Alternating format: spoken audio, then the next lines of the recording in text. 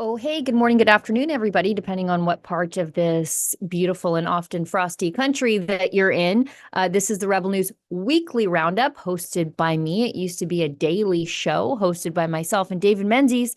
But as we have come to learn, well, over the course of the last approximately 8 years, but especially this week, my friend David Menzies is at his best out on the street, which will be something that we're going to talk about extensively on the show today. But before I really kick off what we're doing, you know what? Excuse me. I'm just going to turn my space heater off so it doesn't sound like I'm inside a vacuum cleaner for all of you at home. But I should tell you what we're doing here and how you can get involved. So the Rebel News Weekly Roundup is live streamed on YouTube and Rumble and on Super U. And now there are 1.6-ish million sets of eyeballs watching us on YouTube, and we appreciate every single one of you, even you hate watchers. But the problem with YouTube is that it is a censorship platform. So we've been completely demonetized over there for being just a little bit too truthful. And while we don't want to abandon the people who watch us on YouTube, I would suggest that they migrate over to a less censorious platform and one that we are still monetized on. So those two platforms are, of course, Rumble and Odyssey. And on Rumble, you can leave us something called Rumble Rant. That's their paid chat. On Odyssey, you can leave us a chat called a Hyper Chat. And if those are over the $5 US minimum, I am now, hear me now, obligating myself to read those live on air and address your question, query, comment, or concern. However, don't let that be the bar for entry. Don't let that be the bar for participation, because quite frequently we read chats that fall underneath that $5 US minimum, and we even read interesting free chats sometimes if whomever is on the backside watching the show thinks it's clever or interesting or poignant or pointed enough to put into the Slack chat so that I can read it and find it on air. So those are the nuts and bolts of the show. Let's get into what's happening here at Rebel News. And well, nothing ever happens at Rebel News. We're calm, never controversial, except, for the days that end in Y. And earlier this week, many of you saw the clip seen around the world, my beloved friend, David Menzies, just trying to do his job. Just take a look at this, and then we'll get into what's happened since. Excuse me, what are you doing? You're under arrest for assault. Why are you pushing me? You're under arrest for assault. You're under arrest for assault. Police, you're under arrest for assault. How am I under arrest? You bumped into me. You pushed into me. I was just scrubbing. I got my credentials here and you just bumped into me. So excuse me. Police, you're under arrest. What is your name and your badge? What is your name and your badge? You've been told you're under arrest. Why am I under arrest? He blocked my way. What? I was just scrumming Chrystia Freeland. I'm a police officer. You're under arrest. What is your name and your badge number? Assaulting a police officer. How is that possible? Okay, because you assaulted me 3 years ago when blackface was back. that was very aggressive. What was happening? You mean I was asking questions aggressively? No, your actions were. You were almost pushing everybody over. That's how it appears. Lincoln, you got this on video, right? He's saying I'm pushing people over? Yeah. That's an absolute falsehood. There were feet were shuffling. So now it appeared that way. That's what you're saying, officer? It appeared I was pushing people. I didn't touch a single person. That was a little bit aggressive for what was happening. Get that. You're under arrest. Please take the microphone out of my face. Well, I'd like an ongoing record of this. Can I have the microphone? Can I have the microphone? Can I have the microphone? Can you give? I'm not resisting. Take your hand out. Why am I under arrest? I'm just doing my job. Resist. You don't need to resist. I don't know. You don't have to say anything. You know the drill. I have nothing to hide, officer. Welcome to Black Faces Canada. This is what they do to journalists. I was merely scrumming Minister Freeland, and a RCMP officer blocked me, and evidently this is now a trumped-up charge of assault, folks. I didn't come here to cause any trouble. I came here to do my job, and now I'm handcuffed. This is your Canada now, folks. You know, this is the Gestapo taking blackface's orders. Outrageous. And meanwhile, the Islamic Revolutionary Guard Corps is not a terrorist organization, is not a terrorist organization. And these liberals have the audacity to show up at a vigil for a plane in which almost 200 people were killed, 57 Canadians, one unborn child, by the way. And look at this. They don't want, it is against the law in Blackface's Canada to ask insensitive questions, impolite questions. So a Canadian government that props up an Islamo-fascist regime, that's okay. But if you ask questions about that, that's not okay. This is an absolute outrage. I didn't come here to cause trouble, folks. I just came here to ask questions. You're gonna have to back up a little bit, okay? They're conducting an That's my cameraman, sir. He's not doing anything. No, I just want to provide some space so that everybody's safe here, okay? You know, my friend Drea Humphrey raised an incredibly clever point in our morning staff meeting. We all get together in the morning and some people meet in the Toronto office, and the rest of us who work remotely, we all get together and we talk about the news of the day and what we're working on, so that we can collaborate and we can get other viewpoints on the issues that, you know, we're poised to talk about that day. And she raised a very interesting point. She said that cop knew that Lincoln was standing right there recording. By the way, Lincoln, unsung hero in that video, cool and calm under pressure. It's hard to keep your cool when your friend is being arrested for absolutely no reason, for asking the deputy prime minister an accountability question. By the way, I'll come back to that in a second, but we should note Freeland, a former journalist, won't shut up about freedom of the press, held a press freedom conference in conjunction with the UK Foreign Office when she was the Foreign Affairs Minister. Yet when a violation of press freedom is happening literally 18 inches in front of her, she smirks and gets in the car and drives away. Don't tell me, by the way, that self-satisfied smirk isn't a clear look at her smug little face. Don't tell me that that's not a clear indication that she orchestrated this in no small part. That's what the behavior panel on YouTube, they analyze, you know, body language. They call that duper's delight, where you're just so pleased with how you're getting one over on everybody that it just comes out on your face. And here we are. And I've heard from, well, actually, I'll be honest with you, the people who seem to be, to me, at least personally, who are reaching out to me, most outraged about this are other police officers who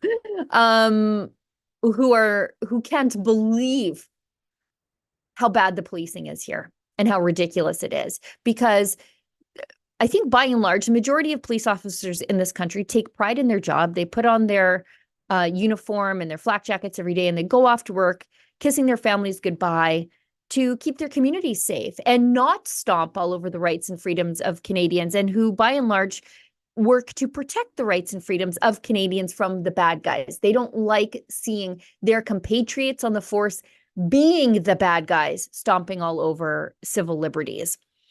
And I think it's very demoralizing for them to see this sort of stuff, because so often they are our friends, our neighbors, and for me, my family, and they work really hard, and they care about the same things that you and I do. I think the majority of police officers aren't woke weirdos. I think so often their bosses are. This is just a stain on all of them. They all have to wear this as a millstone around their neck, when really it should be this Uncle Fester looking MFer, pardon my language. But anyways, going back to Drea's really important point she made this morning, that guy knew that Lincoln was recording in HD, and he still did that. Can you imagine what he does to the normals of the world? People who do not have the platform that we do, who are not able to record their strained interactions with the police. Could you imagine? I bet he's just absolutely terrible. A walking, talking civil rights violation. So again, good on Lincoln for recording that and remaining calm and polite, but also terse. and keeping his head while his friend was being arrested. I don't even know how many times Lincoln has seen David Menzies be arrested. It's a lot. Like, for sure, it's a lot. Now, fast forward, the RCMP have been all but silent on what's happening here, although this has been international news. It's everywhere. I think the night it happened, it was talked about on 3 Fox News shows, and Fox News is the world's largest cable news channel, like most viewed cable news channel. So that's kind of a big deal. And like people who hate us are even outraged at this, which, is fine. But I wish they didn't have to do the social hygiene of denouncing us before they denounce what happened to David. Just say what happened to David is bad. That's like saying, well, she shouldn't have been raped, but you know what, her skirt. I said, well, that was above her knee, Anyway, the RCMP have said this is under review. Great. They're going to review themselves and find themselves not guilty. The Liberals do that all the time, right? Freeland has not said a word.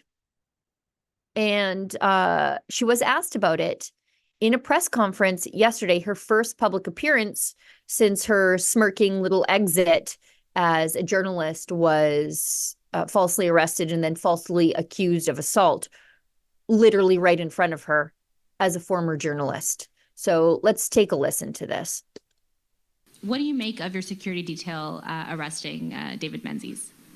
So I want to start with what was important about Monday. And what was important about Monday, January 8th, was that was the 4th anniversary of a date that I think forever needs to be marked and circled in black on the calendar of all Canadians. It was a tragedy for Canada. Canadians were criminally murdered. And I want to say to the families and loved ones of the people who were murdered that Canada remembers, Canada will not forget.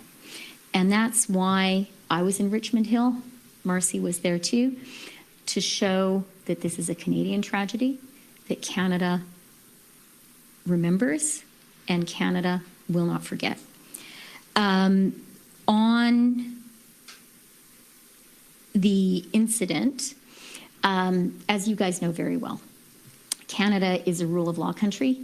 Canada is a democracy. Sorry, what? Operational decisions about law enforcement are taken by the police of jurisdiction. Quite appropriately, political elected officials have no role in the taking of those decisions, and that's why I don't have any further comment. Okay, except the lie detector test determined that was a lie, because the entire Emergencies Act is the Liberals taking control of policing operations away from the jurisdictional police, right? And saying, okay, well, you guys aren't dealing with this, we're gonna. So for her to say, quite appropriately, we would never do that. Yes, you did.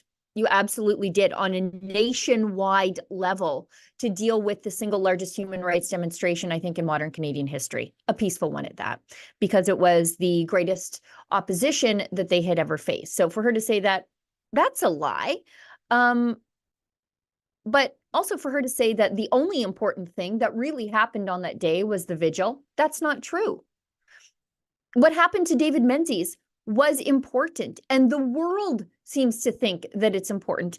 And Rebel News haters begrudgingly think that it is important. She's just an absolute flake.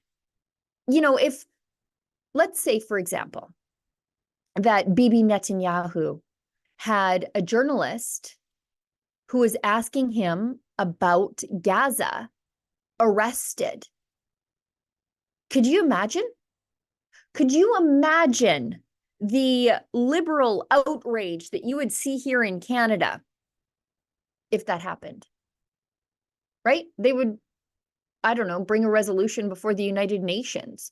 But Freeland does it.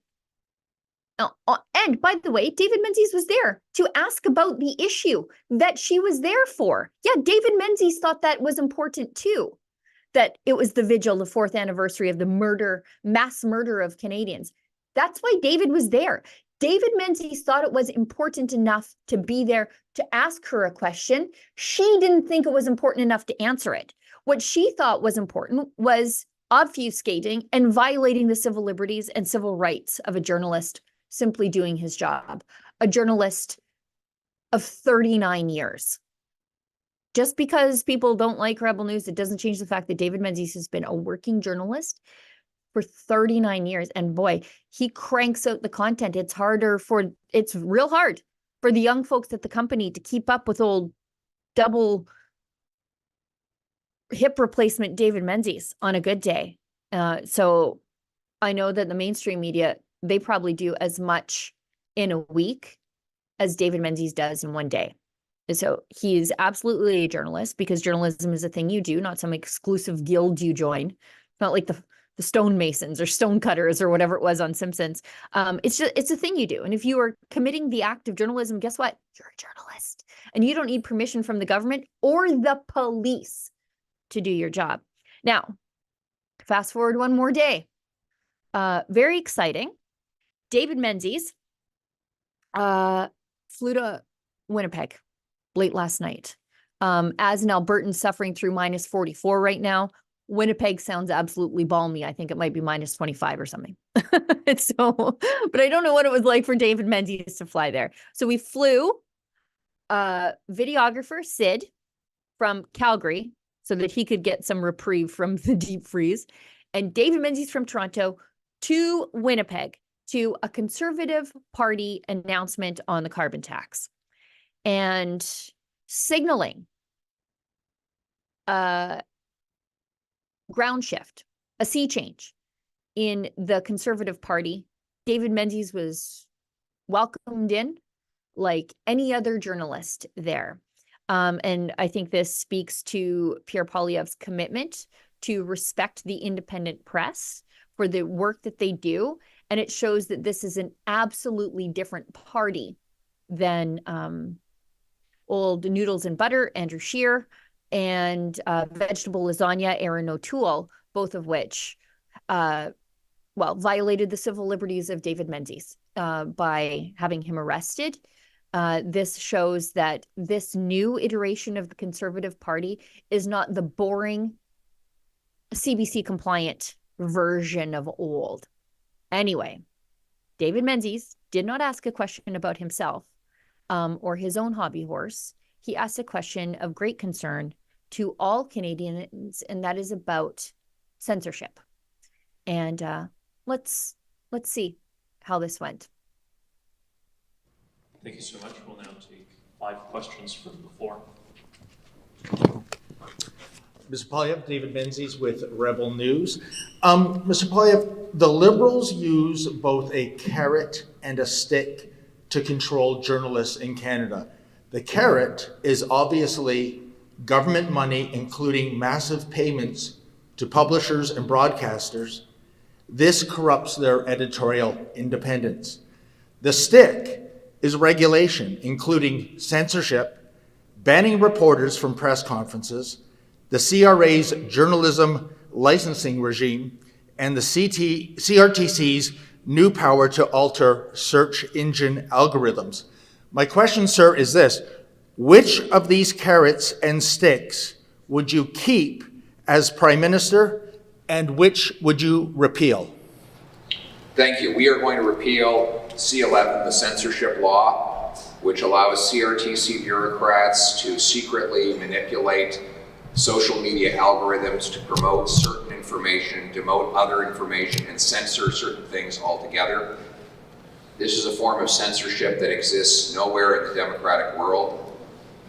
Margaret Atwood actually said this was creeping totalitarianism. This is Margaret Atwood. She's not a conservative, obviously not a conservative, but she is an artist, a true artist, who believes that freedom of expression and freedom of the press is necessary. We're going to stop arresting journalists. It's outrageous for the Prime Minister and his government to have journalists arrested for merely for asking questions of ministers and public officials. And we're going to make sure that the government does not use tax dollars to leverage news coverage in its favor. Right now, Justin Trudeau is censoring those that he disagrees with and trying to buy off the rest. And that undermines confidence among Canadians in the news media. So that's great. Drastically different from the Conservative Party of old. In the olden days, the dark days of boringness of Erin O'Toole and Andrew Scheer, we would not have been allowed inside that press conference. And here's the thing, Conservative politicians, at Rebel News, we ask some damn good questions. And you are only doing yourself a disservice by blocking us from attending your press conferences. Although I think that's changed for sure here in Alberta. It's changed apparently at the federal level too, but I'm looking at you, Doug Ford in Ontario. You do yourself a real disservice by blocking us, because you know what? We're going to ask a good question. And if you are smart, you will give a great answer. You know that we are going to ask questions that the mainstream media won't. We're going to ask questions that regular, normal, severely normal Canadians want answers to. And I think you've got them. I think the arc of good society and good governance bends toward conservatism. And you have the opportunity to really distinguish yourself from the Liberals and, frankly, from Conservatives of like 3 years ago. If you let us in and let us ask a question, we're going to throw some heaters at you. And if you're smart and good at thinking on your feet, I think the Conservatives are, you're going to give a great answer. So why deny yourself that opportunity? It seems like, to block us, you really are snatching defeat from the jaws of victory. So maybe don't do that. We're not going to be sycophants. I mean, we're not the CBC versus Trudeau. We're going to ask you tough questions. And I think you're smarter than the Liberals, Conservatives. So you would do yourself well to answer our questions. I think we should take an ad break because we're already at 11:30 my time. And then we'll come back because we've got more compelling sound bites from that Pierre Poilievre press conference in Winnipeg.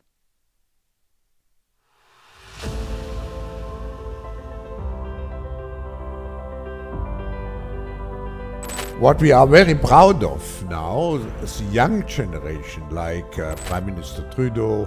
They all have been young global leaders of the World Economic Forum. We insisted on being vaccinated, being tested twice. Anybody who felt this was too much, or I said it's an unfair question because who will dare? Who will dare? But we now know that the vaccines do not stop transmission. Justin Trudeau was condemning China for the treatment of lockdown protesters after what he did to the truckers. Why did you keep that secret? Do you think he should apologize? Have a nice day. I won't have a nice day until I know the answer. Why is it no good? Are you here just to take your marching orders? Is that what you're here for? Do you want to go away? Not really. Greta, are you used to gentler questions, or do you ever talk to people who disagree with you?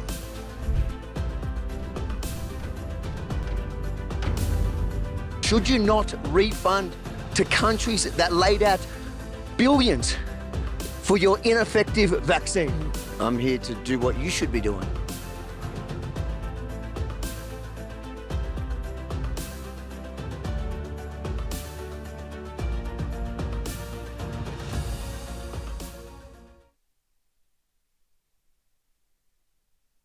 Our team is on the way there, by and large. By the way, before we jump ahead, I'm clearly forgetting who I work for because we're not funded by Justin Trudeau. But we are going to, obviously, sue the pants off of Freeland and the RCMP.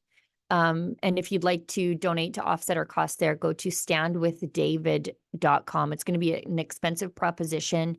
These things always end up with the government throwing all of their resources at us. I anticipate nothing fewer than 7 lawyers up against our tight, tidy, and efficient legal team. But what else can we do but hold these people to account? You know, I was thinking about it the other day, and I remarked on X, whatever they call Twitter now, that I think some of the disdain for us here at Rebel News from the mainstream media is the fact that our boss and our viewers care about us so much. Because I generally think if you work for the mainstream media, and CBC, wouldn't you know it, nobody actually cares about you. Like, nobody actually values your work and values you as a human being, and also appreciates the sacrifices your families make for you to go to work. You know, that's one of the things that, like, Ezra says once in a while, is like, well, thank your family for letting you travel here, travel there. And I always do, but oftentimes they're happy to be liberated of me for a day or two. But at Rebel News, we defend our people. You know, if somebody touches us, Ezra moves heaven and earth to try to make it right.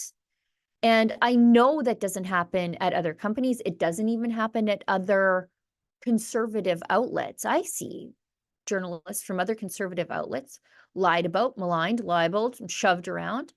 And I'm always like, where the heck are their bosses?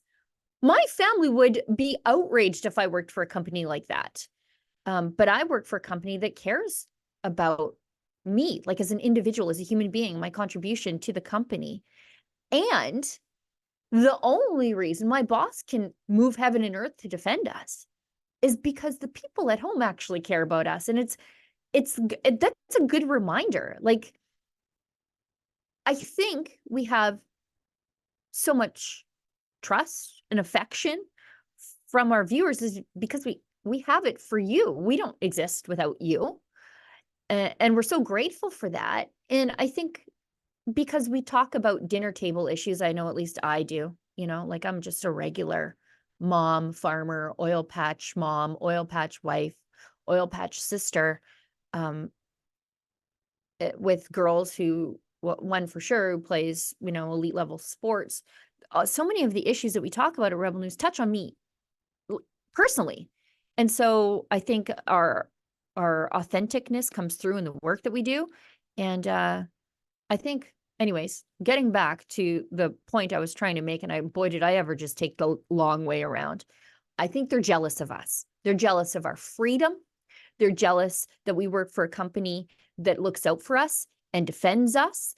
And they are jealous that we have people out there in the real world who care about us and who want us to keep fighting. Because when we fight, we're not just fighting for ourselves, we're fighting for them too. So anyways, let me just thank all of you for making our boss's defense of us here possible, but also, yeah, they're jealous of us for sure, for sure. I believe it wholeheartedly. Let's get to one more clip from this Pierre Poilievre press conference. I know we're short on time and I am taking a lot of side routes here. Let's go to this clip on Pierre Poilievre. He's slamming Trudeau's doublespeak on supporting Israel while his Liberal MPs are calling the state genocidal. And then from there, we'll move on to some things that are changing in the protest landscape in Toronto, or alleged to be changing. I guess this weekend, time will tell. But let's do that, and then we'll move ahead to the next thing. First of all, let me point out the incredible, sinister, and hypocritical doublespeak of Justin Trudeau. He sends out some of his MPs to claim that they support calling Israel genocidal when they're talking to one group of voters. And then he sends out another group to say that they're against calling Israel genocidal. This is the cynical Liberal strategy, to say one thing to one group of voters and an entirely different thing to another group of voters, while Trudeau and Freeland say nothing at all, trying to have it both ways.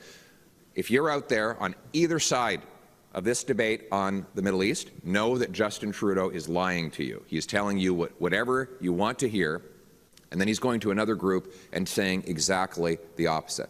I won't be doing that.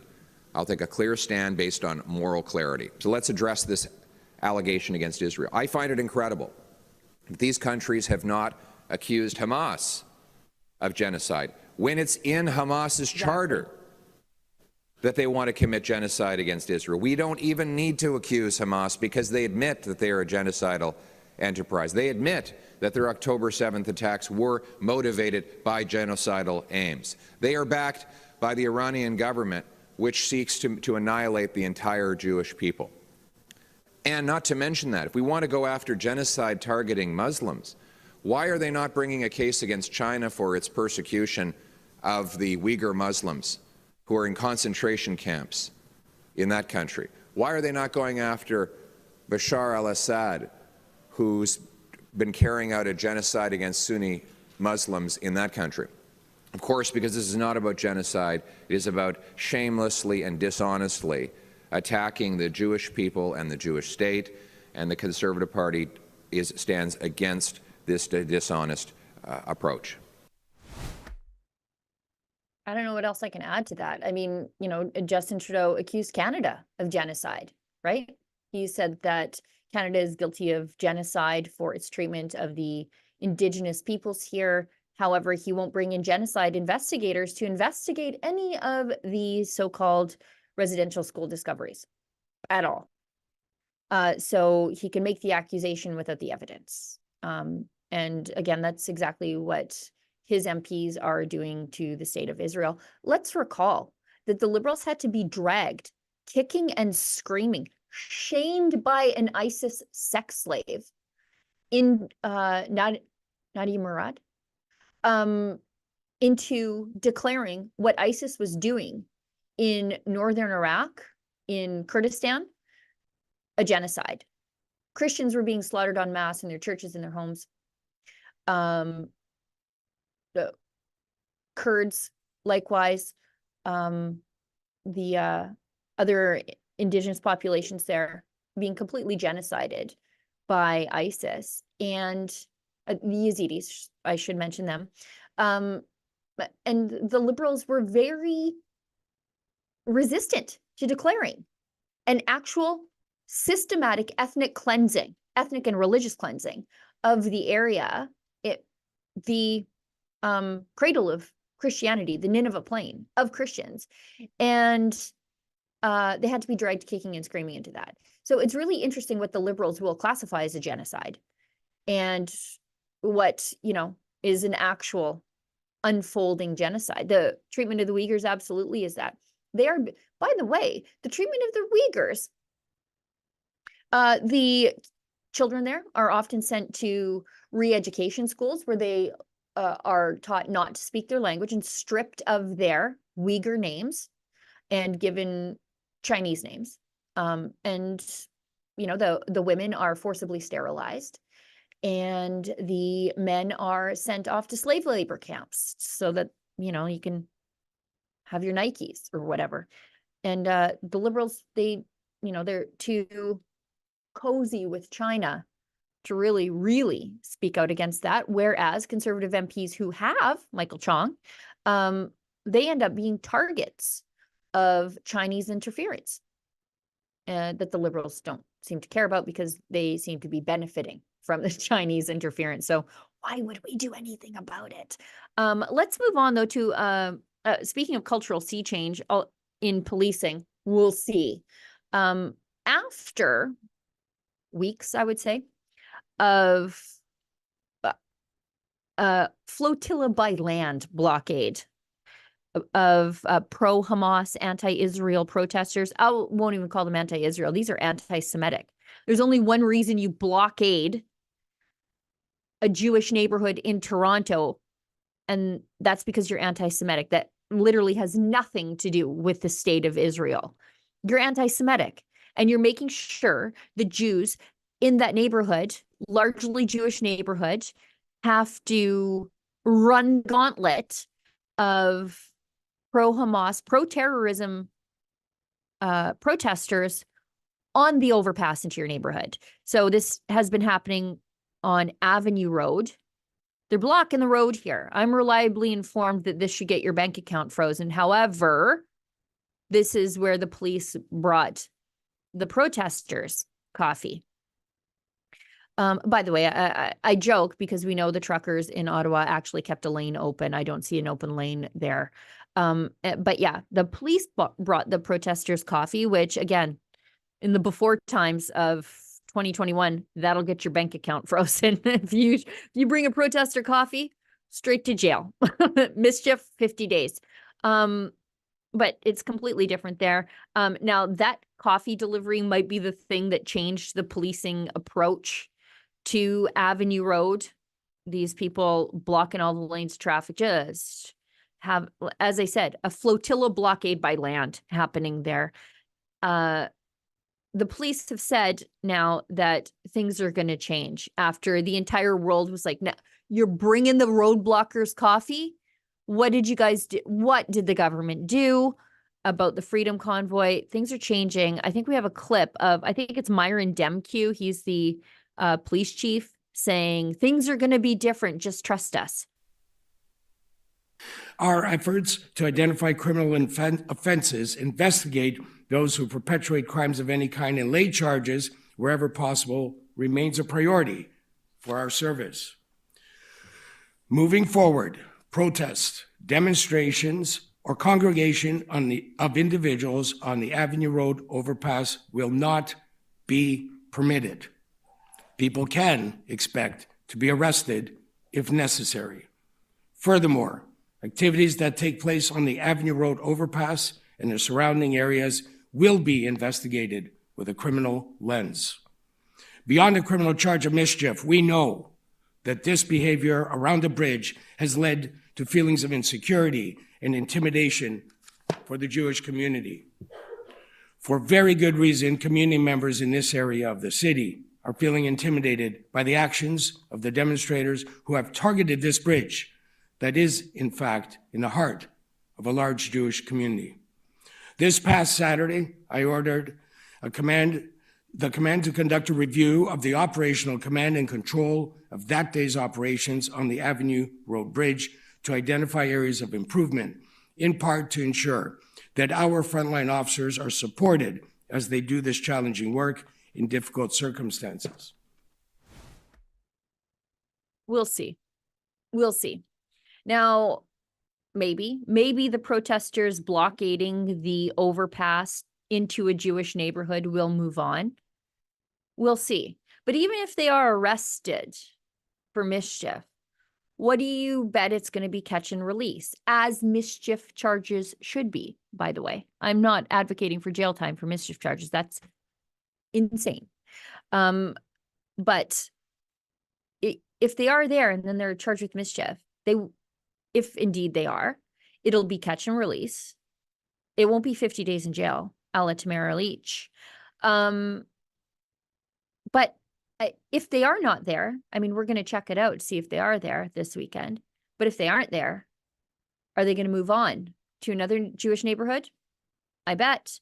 And see how long they can get away with it there until moral outrage and disgust causes them to just rotate to the next neighborhood and block the roads there. Because there have been no consequences for weeks. And look, I don't want people to go to jail for having a protest on the highway, at least not for 50 days. Maybe you need to spend a night in jail. So you learn a lesson. But I'm not confident in the Toronto Police's reaction and their ability to enforce the laws here. I'm just not, because they haven't. And I think the only reason they're doing anything here is because they were deeply embarrassed when everyone saw that coffee delivery. I mean, they even had, I think, a TTC bus block the road. Like the city was helping them. So, where do we go from we're using TTC buses to block the road and we're delivering the protest coffee of choice in this country, Tim Hortons, to the protesters, to we're going to arrest people. This is unacceptable. Like, look at the cops are even swamping in the buses, to use an oil patch term. Yeah. So anyways, I'm not sure. Remains to be seen. I'm not confident, though. I won't hold my breath, as they say. Let's move. One thing I want to touch on. Bad city government is not relegated to Toronto. I think every major city in this country is run by I don't know, just a snake pit of progressives. Edmonton is no different. In fact, Edmonton is run by Justin Trudeau's former natural resources minister, who lost his seat to Tim Uppal, a great Sikh Canadian conservative in Millwoods. And so, as you know, Liberals fail upward. Chrystia Freeland did. She burned down basically financially an entire section of Reuters. So we made her the finance minister and the deputy prime minister. What on earth? Anyways, with Amarjeet Sohi, the mayor of Edmonton, he lost his seat, lost his role as natural resources minister, and he decided, you know what, I'll just be the mayor. And so he is. A city of over 1 million people, the capital city. He's the mayor here. He's a progressive kookaloo. And the city, the police in the city, with the support of the provincial government, has started clearing out homeless encampments. And so they should, because people should not be sleeping out on the streets. It's over -40 in Edmonton right now. And the provincial government has said, you know what, let's go to what Amarjeet Sohi wants to do, and then I'll tell you what the provincial government's response is to this. So Amarjeet Sohi aims to declare a homelessness emergency, calling a special council meeting. And he says that he wants to declare a citywide housing and homelessness emergency. And it's his first major political move since city crews and police started tearing down the first of 8 sites deemed high risk by the city beginning December 29th. At least 100 people have been removed, drawing public attention and protest. The most recent encampment sweep amid extreme cold weather, Edmonton police arrested 3 people, including an Indigenous journalist. I'm not sure why I'm supposed to care if the journalist was Indigenous. I don't agree with arresting journalists at any time. I just, the outrage from the likes of the journalistic organizations about the arrest of this journalist is piercing versus the deafening silence that they all had for David Menzies, but whatever. The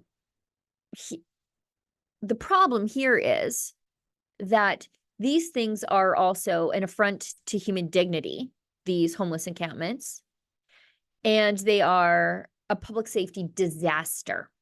Our premier a couple of days ago tweeted out just the dozens, if not maybe 100 or so, guns, weapons that were found in a homeless encampment that was being cleared out by city police.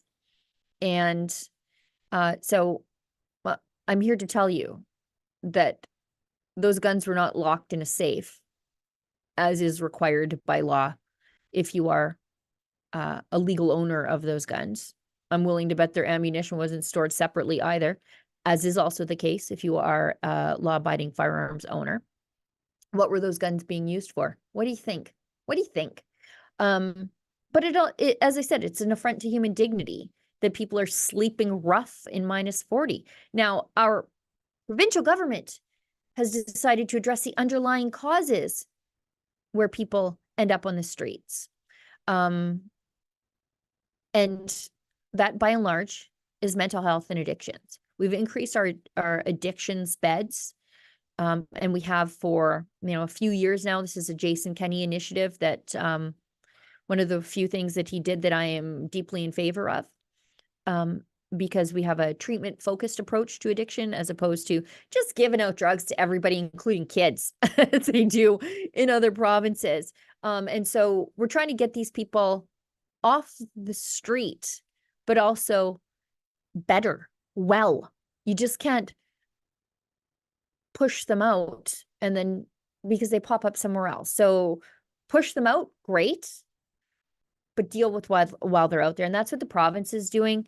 I do think it's interesting that the Edmonton mayor wants to declare a housing crisis, a housing public emergency, while not addressing the fact that his party is the party of unfettered immigration that makes it nearly impossible for people to afford housing. I'm not saying cut off immigration. I'm saying maybe pause it so that housing starts can catch up and make it easier for people to start building a house without all these onerous green policies standing in the way, adding to the cost of a house. But he doesn't mention that. I think he's just declaring this so that he thinks he can get some money from the provincial government to address housing and money from the feds without, again, doing what the provincial government is doing and addressing the underlying causes for the homelessness. Okay, let's do an ad break and then we'll finish up the last bit of the show. You may have heard us previously refer to the term Orwellian in response to the way that governments around the world have acted throughout the COVID 1984 hysteria. But do you know what these terms really mean? Well, they come from the dystopian writings of author George Orwell, and now you can read one of his most famous works, novel 1984, Better Than Ever Before, to hear the terms that we refer to often, such as the Ministry of Truth, wrongthink, thought police, etc., straight from the horse's mouth. You can find it at buy1984.com, where Rebel News is excited to launch this revamped classic tale. It's not revamped at all in terms of what was actually written. In fact, all of the writings themselves remain entirely unchanged.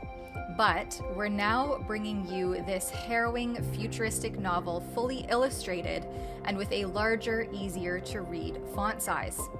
There is a foreword by Rebel Commander Ezra Levant, and you can order it directly through that website, buy1984.com. The parallels between the depictions of the surveillance state and Orwellian's totalitarian depictions in 1984, contrasted with what we are seeing today in our democracies, should not be ignored. Go to buy1984.com and purchase your book today. And hey, maybe even order a copy or two for a friend. It's the perfect gift that keeps on giving. And you'll never be able to view the doublespeak of certain politicians the same way again. That's buy1984.com. Okie doke. By the way, I should point out, I had this cup that I'm drinking from. I don't know if you can hear that. It's tin, and because my lights are kind of washing it out. It's the limited edition Tears of Trudeau certified gun oil made by and for Canadian patriots.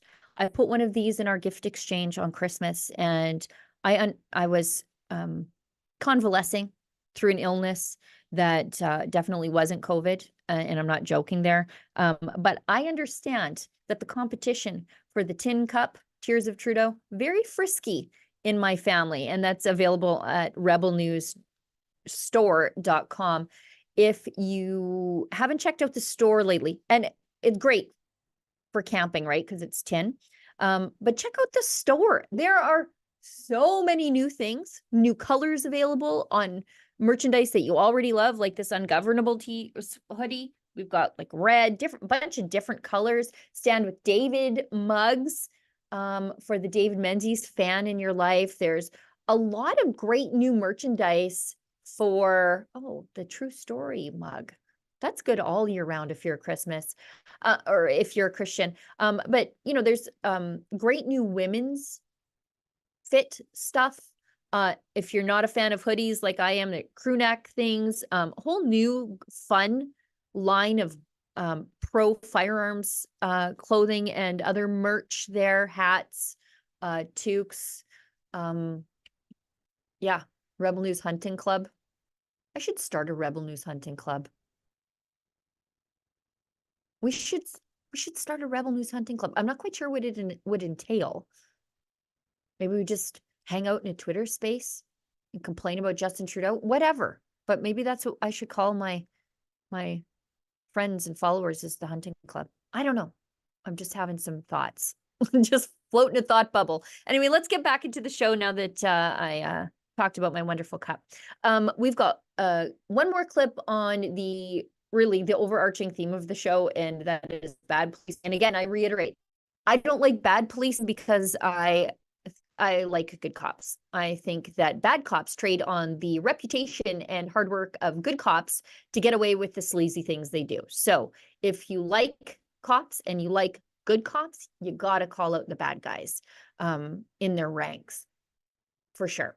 Now we've got this crazy video. I know Alexa's been talking about this all week. I think she's even doing straighters on it. So stay tuned for that story. But we've got a Canadian cop. I think he's in Quebec somewhere.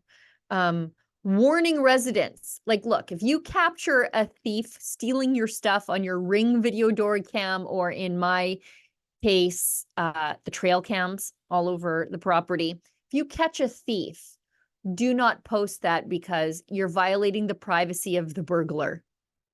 Excusez-moi. Anyways, let's roll this. I guess she's having issues. But basically they're saying, even if you caught these people in the act, that you could be violating their privacy, but also that there's a presumption of innocence. And we wouldn't want them to get canceled online because you posted footage of them illegally on your property and absconding with your stuff. No, we wouldn't want to hurt the thieves' feelings. Anyways, let's roll this. Provincial police are urging Quebecers to not post those clips online because they say there could be a case for defamation. You cannot post the images yourself because you have to remember that in Canada we have a presumption of innocence, and posting that picture could be a violation of private life. Instead, he says if anything is stolen, call 911. If you get some proof that somebody might have stolen something, then call the police, give the proof to the police, and then we'll do the investigation. We'll bring that person to justice and we'll file some charges. Provincial police. Really? What are you going to do to me if I post the images of the thieves online? What are you going to do? You going to come get me, not the thief? This is Canada, probably. I just think, like, call 911 if you get home 8 hours later and your package was stolen. Is that what you want? You want me to bung up the 911 calls instead of just a regular line at the detachment? That's what you want me to do? Really? At what level of investigation do you think the police are going to do when you say, look, they stole my $40, what did I recently order? Felt covered coat hangers from Amazon. I see it on the trail cam. What are you going to do about it? I bet they're going to be like, I don't know, I got murderers to catch. Like, leave me alone. Kiss your package goodbye. Do you think they're going to do a real, like, huge investigation for $40? No. But you can also post it online so you can show your friends and neighbors, hey, be on the lookout because these guys are in our neighborhood. Put it on the neighborhood watch page or the local rural crime watch page that I lurk on all the time. Like, this is so stupid. Like, the reasoning for this, you might violate the thieves' private lives. What on earth? What on earth? We're not a serious country anymore. Let's go to, I know we're running a little late, but we started a little late. Let's go to this one thing on from Newsweek about how stupid some of these people are in the anti-Israel protests, because they are the definition of Marxism and Stalinism's useful idiots, right? Like, this is exactly what they are. So from Newsweek, protesters regret from the river to the sea chant upon learning the meaning. So I think, by and large, the organizers of these protests and the people who start the from the river to the sea protest know exactly what it means. It means from the river Jordan to the Mediterranean Sea, which is the entirety of the state of Israel purged of Jews.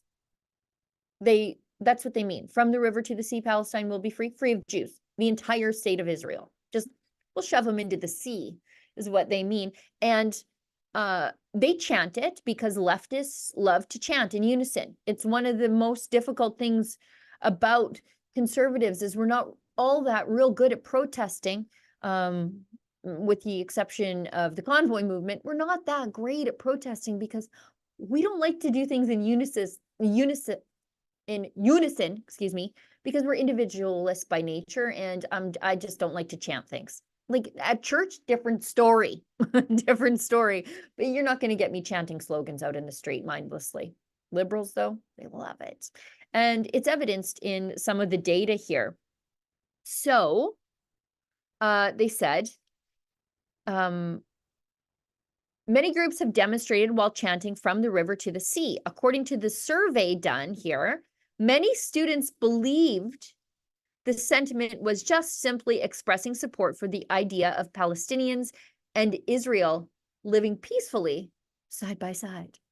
However, even among students who said the chant, called for Palestinians to force Israel out of Gaza, they are out of Gaza. They're only there now because Hamas launched a terror attack that killed 1,200 people from Gaza, but Hamas has had Gaza all to itself for a very long time, and agreed with it. So the students who agreed with it, 60% changed their minds when learning it would cause 7 million Jewish and 2 million Arab Israelis subjugation, expulsion, or annihilation. There's no shame in being ignorant unless one is screaming for the extermination of millions. I don't know why I'm laughing, because this just confirms everything I know to be true about these people. It goes on in this article from Newsweek to say, when people asked them what river and what sea, the majority of them had no idea. But once they had it explained to them, nearly 68% of them were like, oh, yikes, no, I don't want that. So a lot of it is just a complete and utter ignorance that we're seeing from the left, with these pro-Hamas, pro-terrorism, anti-Israel, rather anti-Semitic rallies that call for the extermination of roughly 9 million people. Let's hit this story that Alexa flagged to me this morning because it's wild. And wild in that I can't believe that people are signing up to do this. So the article itself is in French. It's from CBC Radio Canada, which is the French language version of CBC. And it's about, like, look how they title this, but I think you and I know exactly what this is. Earn points by walking, cycling, carpooling, or taking the bus in Sherbrooke. So you can be rewarded for walking, cycling, public transportation, or carpooling. The STS, so the Society of Transport of Sherbrooke, is working on the SureGo pilot project, a mobile app that calculates the various active and collective trips. They say that currently 150 residents of Sherbrooke are testing the SureGo app. Here's how it works. People download the app to their phone, and then the mobile app automatically detects which mode of transportation is being used. Depending on the mode of transportation and the distance that is traveled, the user can accumulate points. These points are then redeemed for rewards. And it is in an effort to track your carbon emissions. You earn more points, the lower the carbon intensive travel is, which you can redeem for often a $10 gift card at participating stores. So for active transportation, 4 points are earned per kilometer traveled. So I think that's like biking, walking, whatever. For public transportation, 3 points per kilometer are accumulated, and a maximum of 25 points per trip can be obtained. And the idea is the reason they put that like cap on how far you can go before you stop collecting points and incentivize walking, biking. Well, that sounds a lot like making sure you stay within your 15-minute city, because down here they say it's to generate traffic in our local businesses and create local purchasing. That's the goal. And it was funded by the Canadian Federation of Municipalities and the city of Sherbrooke. The app is expected to be launched to the general public in the spring, with no specific date to be determined. What do we call this? Social credit. This is what they do in China. This is exactly what they do in China. In fact, sometimes if you are not sufficiently celebratory of the Maoist state, you can just like go to tap your card to ride the bus, and they're like, actually, no bus for you today. You didn't worship at the feet of your Maoist leaders. This is just social credit by another name. And there are people willingly going to sign up for this. And some of them are going to do it out of necessity, because Justin Trudeau has made it so darn expensive to commute by, well, just about any means, but more importantly, personal means in your car through his carbon tax.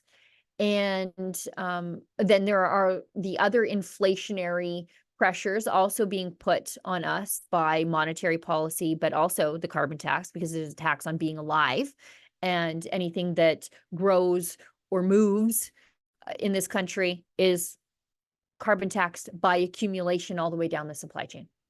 And so that makes things so expensive. And if you are a struggling person on the cusp, and boy, we know that there are more people there than ever. And plus, then you've got the cost of housing, because we've got out of control immigration and green policies that prevent developers from building affordable housing. There are a lot of people who are just going to download this by necessity. And they're going to say, look, I'm already walking everywhere because I literally can't afford to drive. So why can't I earn a few bucks doing that? But the problem with that is, you are now a cog which supports the social credit system. So when you opt in out of desperation, and I understand why people would do that, you are actually making the social credit system functional. The same thing when there are plenty of vaccinated people who are like, I'm not showing anybody my vaccination status, because what was a personal choice for them, they did not want to be used to prop up a segregationist system of a vaccine passport. So while they had made a choice to be vaccinated, they refused to participate in a system that what they felt was wrong. And that, I think, is what right-minded people should do here. Even if you can earn a few bucks, please don't, because you are being the lab rats for a future social credit system coming to a city near you. I hope I'm wrong, but I think I'm right. I think that's it. Do we have any chats today, guys? Oh, okay, we got one. That's great. Snowy Roof. $5. Why is Rebel News? Oh God, this question. We've answered it dozens of times. We've flown Ezra repeatedly out to Coutts. That's not an easy flight from Toronto. You got to go into Calgary and then drive down to Lethbridge from Calgary. We've reported on it repeatedly. The problem is there's not a lot that you can report on, because there are multiple publication bans in place. And then the reasons for the publication bans are also covered in the publication ban. So if you are getting information, I would be skeptical of that information. And I'm not going to jeopardize my job, my liberty, if I break a publication ban and end up in contempt of court, and our journalistic reputation, to violate a publication ban. I'm just not going to. But anyways, it says, why is Rebel News not reporting on the Coutts 4 trial? On the December appearance, there was only one in the press gallery, a former Rebel reporter. And I guess you want us to fly in journalists for routine hearings that last like a couple of minutes. I suppose we could if we worked for the mainstream media because Justin Trudeau would just give us money for really expensive flights. But we have to be more fiscally responsible here at Canada's largest independent news network. And so we have to make sure that we are spending our dollars in the right direction. And we know this is a story of great national interest. I have read the ITOs. I cannot report on the ITOs. That's the sworn information to get the warrants to arrest the Coots 4. I've read those. I can't report on them. I can't tell you anything that's in them at all because there are publication bans in place. And unfortunately, that's just the way it is. And I should note, before you say, oh, the government is stopping people from getting this news, hold your horses. Because if you've been told that that is complete and total misinformation, the publication bans are in place because the lawyers for the Coots 4 asked for them. So I suppose if we were not Canada's crowdfunded independent news network, we could take some sweet Trudeau cash and fly into Calgary and then drive down to Lethbridge for a routine court appearance. But I don't think that's a responsible way to spend our donors' money. However, we have had the boss, the CEO of the company, fly in multiple times to report on this issue. You can go back on our website and look. We've sent Sid down there. We've spent tens of thousands of dollars, maybe more than that, to try to bring you news on the 4 men who are now approaching 2 years behind bars. But no, I guess it's over 2 years. But again, there's not a lot we can tell you without violating a publication ban. I'm sorry, that's just the truth. And that's it. I'm sorry. Snowy Roof gives us another $5. This isn't a routine hearing, it's the actual trial. Yes, we know, but the December 4th appearance, that's what I'm talking about. We have sent the CEO of the company multiple times to cover the Lethbridge story. We have. And we will continue to cover it as best we can without breaking a publication ban. And I don't know what more you want us to do. I just don't know what more you want us to do. We have been probably more journalistic in the background than a lot of other media organizations. However, and you know, we know more, so much more than we can tell you, but we just can't. Unfortunately, that's just the way it is. I think that's it, guys. Is that the last chat? Yeah, I hope I answered that for you. You know, I wish I could tell you more.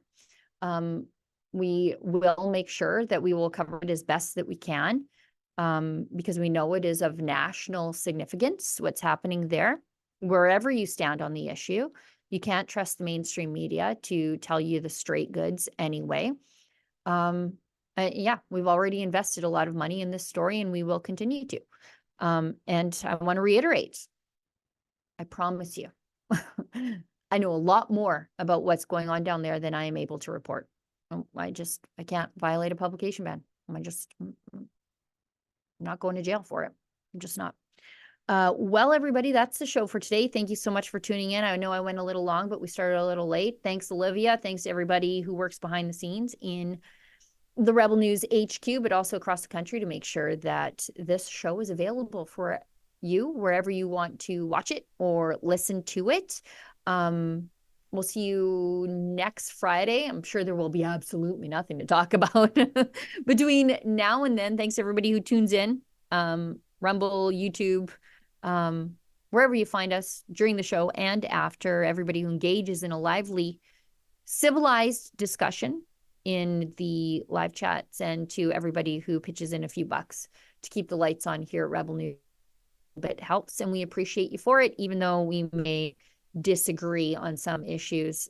This is a place of free speech. And you know what? As my friend David Menzies always says, stay sane. A few days ago, you met with Toronto's top cop, and then protests were banned on Avenue Road. Did you say anything to the police about these protests? I have had many ongoing conversations with community leaders, with municipal leaders, with police organizations, including the Chief of Police of Montreal before Christmas, on the importance of making sure that all Canadians feel safe in their country, in their communities. The right to protest is an important one in Canada that we will always defend and support. But we also need to be aware that rules and laws need to be enforced. However, the federal government doesn't have any direct line of command over decisions taken by the Ontario or the Toronto Police. I had a good conversation with the need to continue to protect